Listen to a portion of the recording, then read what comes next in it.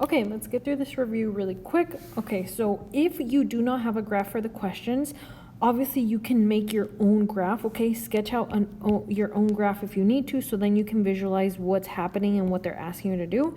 And if not, I mean, yeah, sketch your own graph. Sometimes I'll provide you a separate graph, but sometimes, like if you guys are doing an important test for the state, for ACT, they might not give you a graph and you gotta make your own, okay? So that you can visualize what's going on. So on this paper on the back, I did give you 6 spare graphs. Anyway, so let's do this one. Okay, we know K prime is the image, so the copy after it already translated, and then they give us the following rule. X, Y, all the points are gonna shift. They're gonna go to the left 3 and up 6. So they're asking what are the coordinates of K. So it means that wherever K was, it went left 3 and up 6, and now that is where K prime is at -8, 6. So basically you got to go backwards because now we know the ending spot, not the original. So instead of subtracting 3, you want to add 3, and we would get -5, and then 6, we want to subtract 6, so that would be 0. And then you just want to double check, make sure that it works. So if we start here and we subtract 3, we do get -8. That would be our ending spot. And 0 plus 6 would end up at +6. So yeah, it makes sense. If you need to visualize it again, like do it on an actual graph, on a grid, so then you can actually really see the process of how to do the opposite. But yeah, since we know the ending, not the start, we got to go backwards. Number 2, same thing, but now we have vector component form, but it is telling us the same exact thing. This one went 8 to the left, 8 left, and 0 for up or down. It didn't go up or down, it just stayed. So they gave us the ending coordinate, not the starting, the original P, right? We know P prime, not P. So we have to do the opposite. So instead of subtracting 8, you are going to add 8, and we're going to get 9, -2. So I think that's what it is. And again, you can use one of your spare graphs. 9, -2 would be 9, -2 here. This is P. And then we said, okay, you have to go 8 left.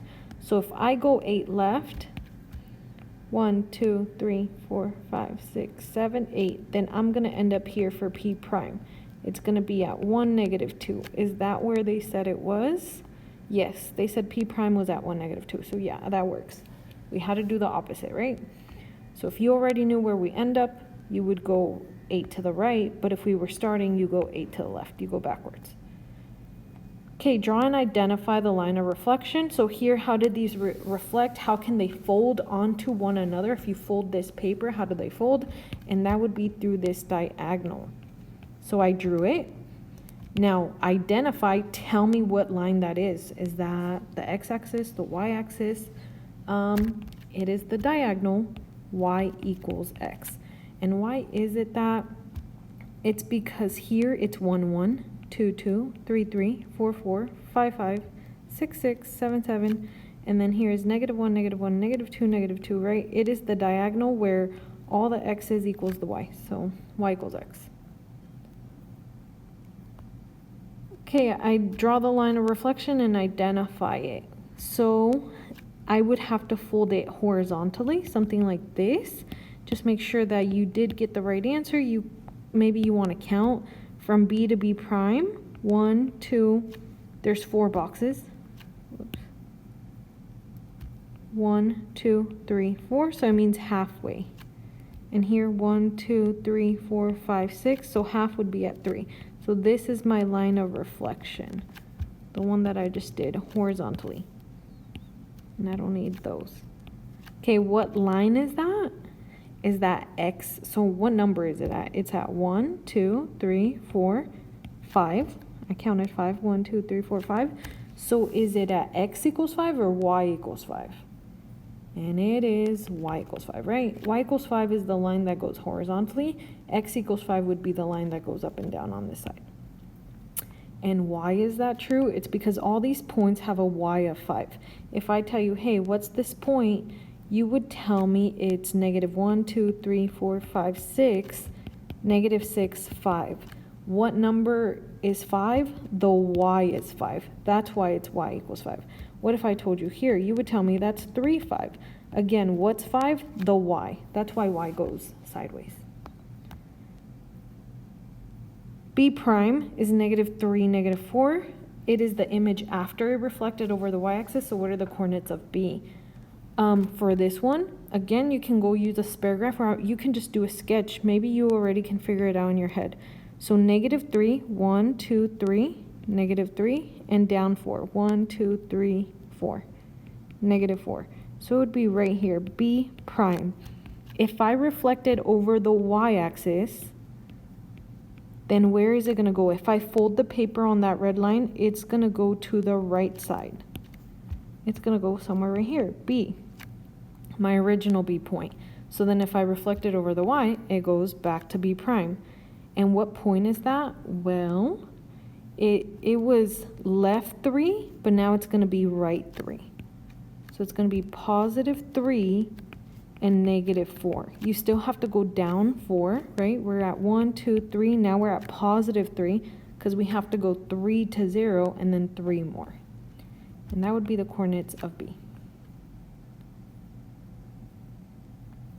Don't forget, when you reflect over the y-axis or a line that looks like the y-axis, the y coordinate stays the same. And then the x coordinate just changes from a positive to a negative. But that only works when you reflect it over the x and the y-axis because they are like at the origin. They're on the axes at 0. What answer do we get? What answer do we get after we reflect it over the x-axis? So again, what are we going to get for r? What is the original coordinates of r if r prime is -1, -9? Okay, so again, do a sketch for yourself. -1, and then up 9. 1, 2, 3, 4, 5, 6, 7, 8, 9. So it'd be like right here. -1, 9. This is r prime. And if I reflected over the x-axis, this is my x-axis. Okay, if I fold the paper over the x, where's it going to go? It's going to go from being at the top to being all the way on the bottom. So what does that mean? If it took me 9 to go up, then I'm going to have to go 9 underneath. So it's going to be right about here at -1, -9. That is my coordinate of r, -1, -9. And again, I reflected it over the x, so guess what coordinate stayed the same? The x coordinate. And then the y changed from +9 to -9 because it's still on the left side, but instead of going up 9, it goes down 9.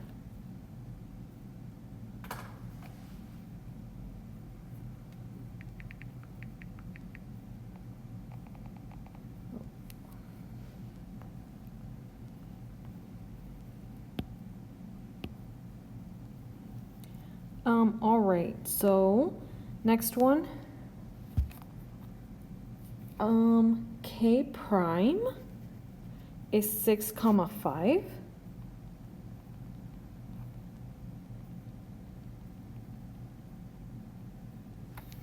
And then what is the, K prime is the image of K after a reflection over y equals 2. What are the coordinates of K? So again, do a sketch for yourself or actually use one of the grid ones.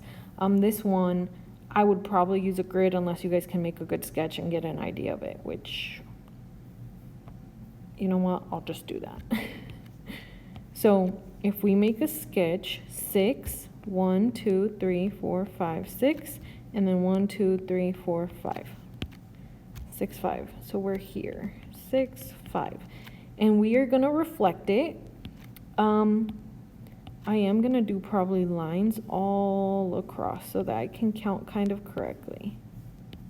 You guys have rulers. Do you guys have your ID? Use your ID. Do you really need to do this? Probably not, but if you can't visualize it, then I would say yes, do it. Okay, anyways, we are reflecting over the line y equals 2. Where is the line y equals 2? It is at level 2, and it goes horizontally. So it is this line right here. If I reflect it over the line y equals 2, then it's going to go from being on the top to being on the bottom, right? It's going to go underneath it. So now you kind of just have to count correctly. I'm going to make a couple lines underneath.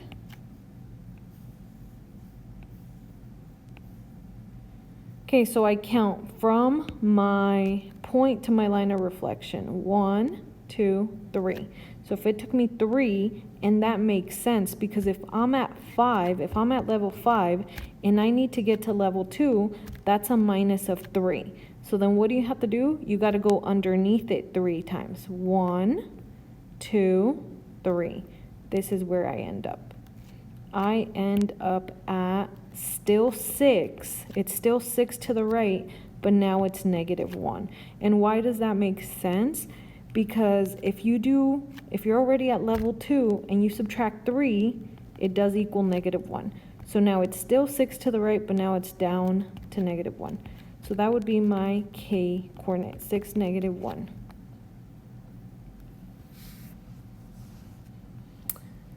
So again, this was my original, and then they flipped it over the line y equals 2. They reflected it over the line y equals 2, so now it went to the top, 6, -5. Do a sketch, make a nice sketch, a big sketch, however you need to do it. All right, another sketch. So we have my axes. We are gonna reflect it over the line y equals x, so that would be the diagonal line in this direction.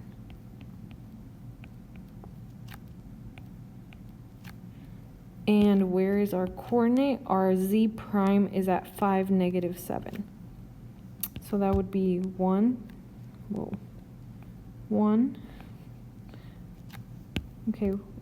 2, 3, 4, 5. 1, 2, 3, 4, 5, 6, 7. -7. So we're here at 5, -7. If it reflects over the line, that green dashed line that I drew, it means like you folded the paper on the diagonal, and it would probably go somewhere on this side, like right about there. Because it should be the same distance. From the point to the line of reflection, it should be from the point to the line of reflection. And what are those lines creating? That dotted line, the green line and the purple one I drew, 90 degree because they're perpendicular. Okay, that's what Delta Math was trying to show you guys all those times. But anyways, it's gonna come to this side. And remember on this one, we can count, okay, we can count pretty easily, but on our sketch, maybe not the best. So probably I am gonna use one of the graphs on the back. 5, -7.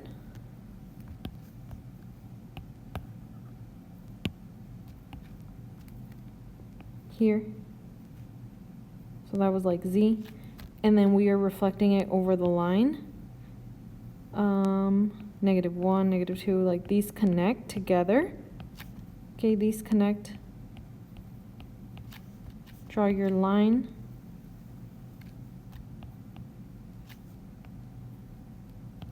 If you remember the rule, there is a rule. So if you can memorize the rule, that's the fastest way to do it. But anyways, you count to the line. I'm gonna count left, and then I change direction and I count up. So that'd be 1, 2, 3, 4, 5, 6, 7, 8, 9, 10, 11, 12. 1, 2, 3, 4, 5, 6, 7, 8, 9, 10, 11, 12. And it should be here. So that is now -7, +5. Okay, what is the rule? Maybe now you can see the rule. This was 5, -7. They do switch places. Okay, they're the same numbers. They switch places. Well, that's all they do. They just switch spots. Okay, the 5 is now the y, and the -7 is now the x. They didn't change sign. So the original coordinate of z must have been -7, 5 for it to reflect, and then it switches to 5, -7. So if you can remember the rules, that's a good way. What are the coordinates of t after 180 degree rotation at point C? I'm gonna do it where I rotate my paper 180 degrees. So you guys aren't gonna see the screen rotate, but I am gonna rotate it 180 degrees. So now I'm gonna turn it, I'm gonna turn it again. So now the paper is upside down. S is closest to my chest, and this part is at the top. So now that it's rotated, we are trying to get to what letter? From C to T.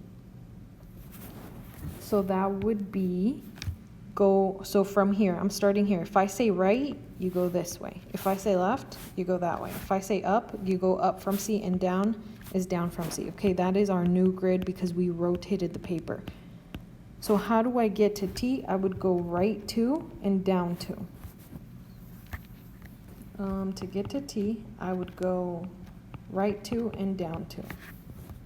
Right 2 and down 2 from C. So from C, you'd go right 2 and down 2. So now I flip my paper back, and I follow those same directions. So now I'm gonna follow those directions, but now my paper's back normal. It's not upside down anymore, and now I'm gonna go right 2 from C and down 2. And that would be the correct answer for T prime, which is at 1, 2, 3, 4, and then 1, 2. So it is at 4, 2. Oops, parentheses, because it's a point. Okay, T prime is now at 4, 2. What are the coordinates of V after a 90-degree counterclockwise rotation about point C? So again, I am going to turn my paper 90-degree counterclockwise. That means back to the left. So I'm going to turn it 90 degrees. Okay, I turned my paper 90 degrees. So what that means is right now this is closest to my chest and this is at the top. So if I say right, you go right from C. Left, left from C. Up, up from C. And down, down from C. So that's how we're counting. Okay, we want to take directions to the letter to point V. How do I get to point V? I just have to go down. How far? 1, 2, 3, 4, 5, 6, 7. 7. So from C to V, I just go down. So that's 0 to the right and left, but down 7.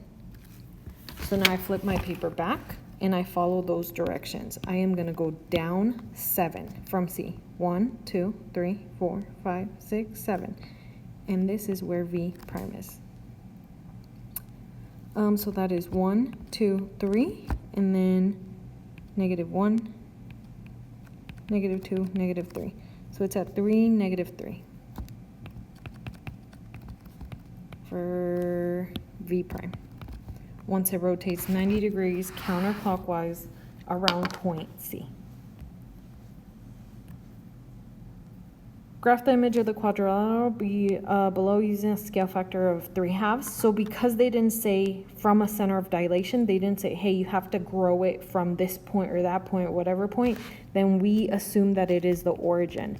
These are the easy ones. If they're growing from the origin, then it means we just multiply all the coordinates. So you do have to pick up all the coordinates. What's the coordinate of Q? -1, 1, 2, 3, 4. What's the coordinate of R? 1, 2. What's the coordinate of S? 2, -2. And what's the coordinate of T? 0, -2. And now we multiply them by the scale factor because it's from the origin. So yes, you are allowed to just multiply all of these by 3/2. Okay, what's the easiest way to multiply by 3/2? For me, I multiply by 3 because it's actually 3 over 2.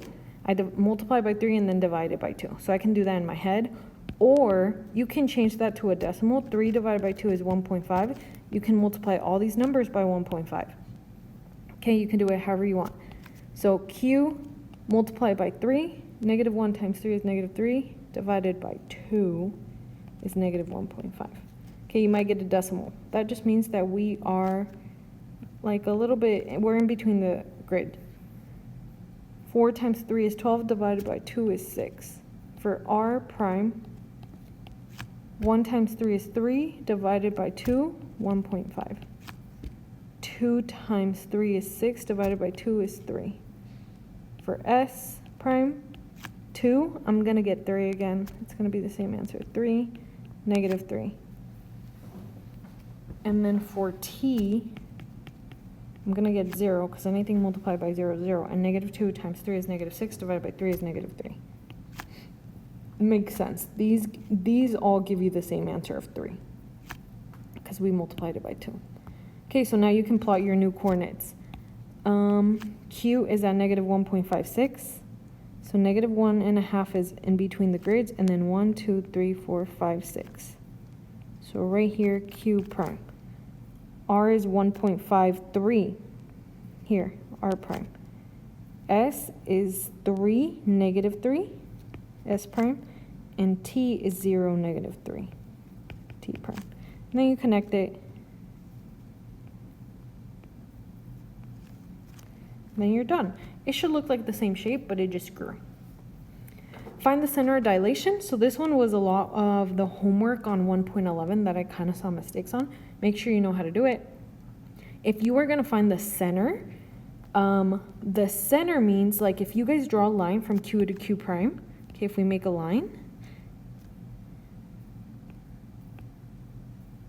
I probably didn't do the best job.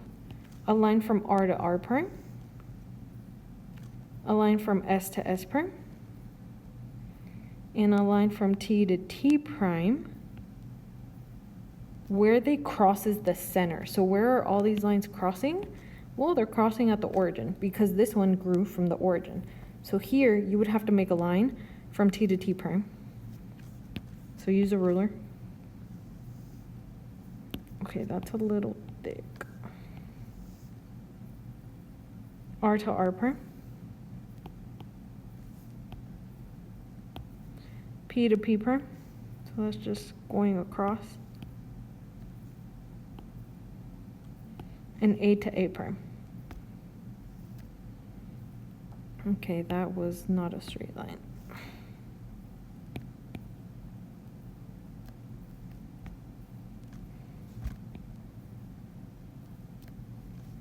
Okay, as long as you kind of make the line straight, you should see that they all cross in one spot, and I can see that they all cross here. What point is this? This is negative, whoa, -1, -2, and then down 1, -1. So the center is at -2, -1. Now you also have to tell me, how did they grow? Okay, so I think I'm gonna erase all these lines and I'm gonna bring back the center, which was at -2, -1. So here, this is where they're all crossing from. So basically, if I make a vector from the center to T, what happened to get to T prime? It shrunk, right? It shrunk. Okay, again, so from T, it shrunk back down. Maybe you can see the size, or even to P, it's kind of a little bit more obvious. It was 3 squares, and now it's 1 square in length. So it's a third. It's a third of its size. Okay, from here it was 3 cubes to the left, and now it's 1 cube to the left. So it multiplied by a third. But how can you notice that? Probably is make vectors. You got to make vectors. So from the center of dilation, I'm just going to put center, or I'm going to say this is called C. So from C to T, what's the vector? It is, so from C, how do I get to T? I would go 1, 2, 3, 3 to the right, and up 1, 2, 3, 4, 5, 6.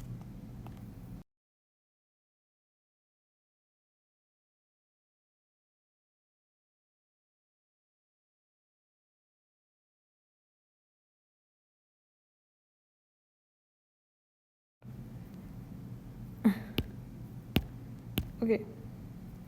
Anyways, it's 1 to the right and 2 up. So now you can look.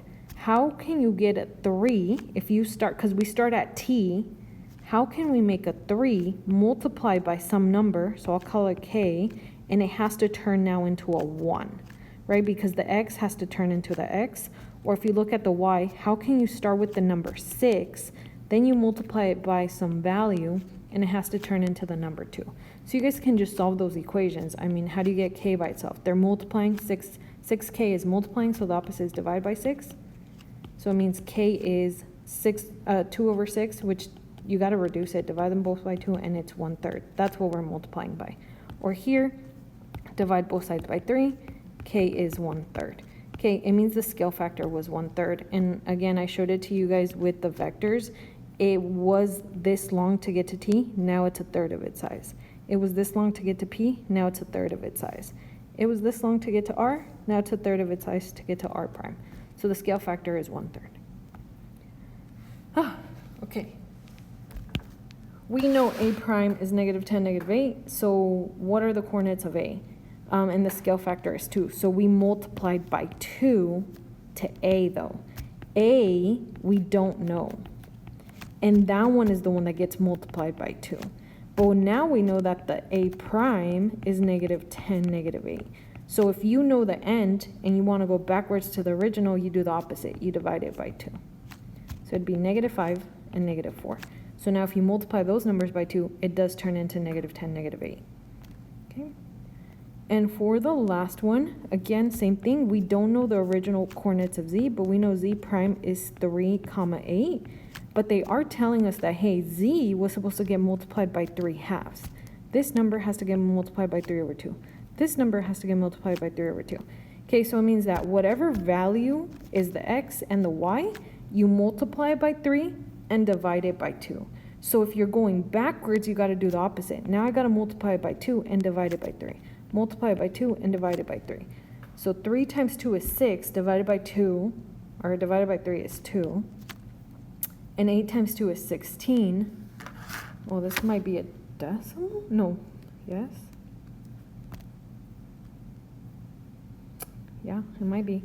Okay, 8 times 2 is 16, divided by 3. I think I'm just going to keep it as a decimal, as a fraction, I mean. 8 times 2 over 3 is 16 over 3. And honestly, I think that's the best we can do. That's as far as we can make it. So it's 16 over 3. Okay, let's double check that we actually did this right, though. We don't want to just guess. So what we want to do is we want to go forward again. If I start with the number 2 and I multiply it by 3/2, what does that make? Well, 2 times 3 is 6 over 2. 6 divided by 2 is 3. So yes, that one worked. It did end up being 3. Now I'm going to try the last one. We said that the answer must be 16 over 3. And if we multiply it by what they asked us to multiply it, 3/2, so 3 over 2, 16 times 3 is 48. 3 times 2 is 6. And 48 divided by 6 is 8. So yes, it does work. It was an ugly answer, but yes, it does work. So the final answer, I don't know if that all confused you, it means z had to be starting with 2 and 16 over 3. So that when you multiply them by this fraction, 3 over 2, they turn into 3 and they turn into 8. Okay, all done.